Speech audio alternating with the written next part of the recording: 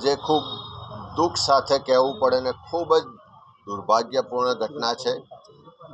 10 વર્ષની એ માસૂમ દીકરી પર જે રીતે બર્બરતા સાથે બળાત્કાર કરવામાં આવ્યો છે, જે રીતે એની હત્યા થઈ જાય એવી માનસિકતા સાથે ઈજા પહોંચાડવામાં આવી છે।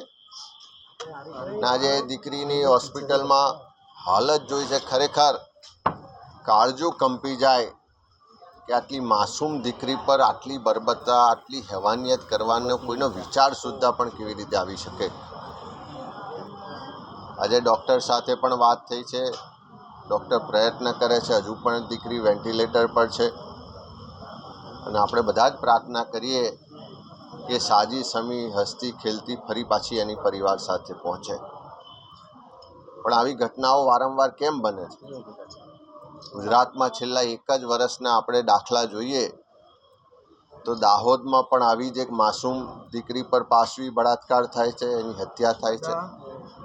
સુરેન્દ્રનગરમાં પણ આવું માસૂમ દીકરી પર બળાત્કાર થાય, વડોદરામાં પણ નવરાત્રિમાં જતી એક દીકરી પર બળાત્કાર થાય, સુરતમાં પણ બનાવ બને અને અનેક આવી ફરિયાદો અને બળાત્કારની ઘટનાઓ વારંવાર આપણા બધાના ધ્યાનમાં આવે છે। આખા સમાજને ઝંઝોળી નાખે, હચમચાવી નાખે એવી ઘટનાઓ જ્યારે બને ત્યારે લોકોનો પોલીસ પ્રશાસનને સરકાર પરથી વિશ્વાસ પણ ડગી જાય છે।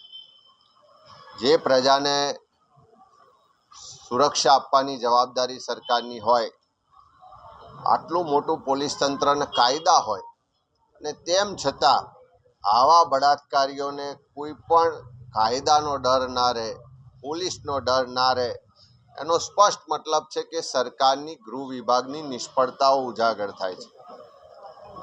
આ ઘટનાઓ કદાચ વ્યક્તિગત રીતે ગણી શકો, પણ એને જે સમાજમાં એક પછી એક આવી ઘટનાઓ બનતી જાય અને બળાત્કારીઓને કોઈ પણ જાતનો ડર ના રહે, એ જાતનું વાતાવરણ જે ગુજરાતમાં નિર્માણ થયું છે એ સ્પષ્ટ સરકારની નિષ્ફળતાઓ છે। આમાં કોઈ રાજકારણ કરવાનું ના હોય, પણ ચોક્કસ એક ગુજરાતી તરીકે ચિંતા થાય।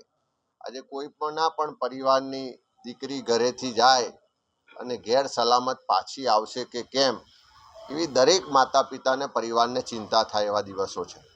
અરે ગુજરાતમાં કાયદો વ્યવસ્થાની પરિસ્થિતિ પડી ભાગી છે।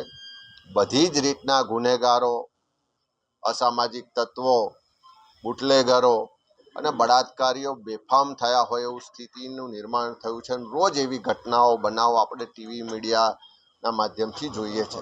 ત્યારે સરકારને વિનંતી છે કે કાયદાનું શાસન પ્રસ્થાપિત થાય, આવા બળાત્કારીઓ ફરી કોઈ પણ જાતની હિંમત કે એવો વિચાર સુદ્ધા પણ ના આવે એવો પોલીસને પ્રશાસનનો ડર ઊભો થાય અને ખાસ કરીને આ ગુનામાં જે પણ આરોપી છે એને કડીમાં કડી સજા થાય, ફાંસીની સજા થાય, દાખલારૂપ ઝડપથી ફાસ્ટ ટ્રેક કોર્ટમાં કેસ ચાલીને દાખલારૂપ સજા થાય તો ભવિષ્યમાં કોઈ આવો વિચાર સુદ્ધા ના કરે એવું કડક કાયદાનું શાસન પ્રસ્થાપિત થાય એવી સરકારને વિનંતી છે।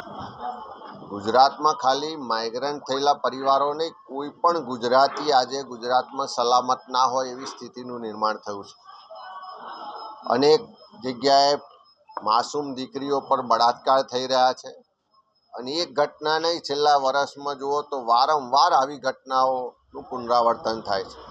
ભૂમાફિયાઓ બેફામ છે, ખનન માફિયાઓ બેફામ છે, ગુંડાઓ, બુટલેગરો, અસામાજિક તત્વો બેફામ છે અને ગુજરાતમાં જાણે કાયદાનું શાસન જ ના હોય, પોલીસ પ્રશાસનનો કોઈ ડર જ ના હોય, ગૃહમંત્રી પોતાની વાહવાહી કે પોતાના બ્રાન્ડિંગમાં વ્યસ્ત હોય અને ગુજરાતમાં બુટલેગરો, બળાત્કારીઓ, અસામાજિક તત્વો બેફામ થયા હોય એવી સ્થિતિનું નિર્માણ થયું છે અને ગુજરાતમાં કાયદો વ્યવસ્થાની પરિસ્થિતિ પડી ભાગી છે। એટલે પરપ્રાંતીય નહીં, એક એક ગુજરાતી પરિવારને પણ પોતાની બહેન દીકરીની સલામતીની પણ ચિંતા છે અને કાયદો વ્યવસ્થાની પરિસ્થિતિ અત્યારે બિલકુલ પડી ભાગી હોવાને કારણે એક એક ગુજરાતી પરિવારને પોતાની સલામતી અને સુરક્ષાની પણ ચિંતા છે।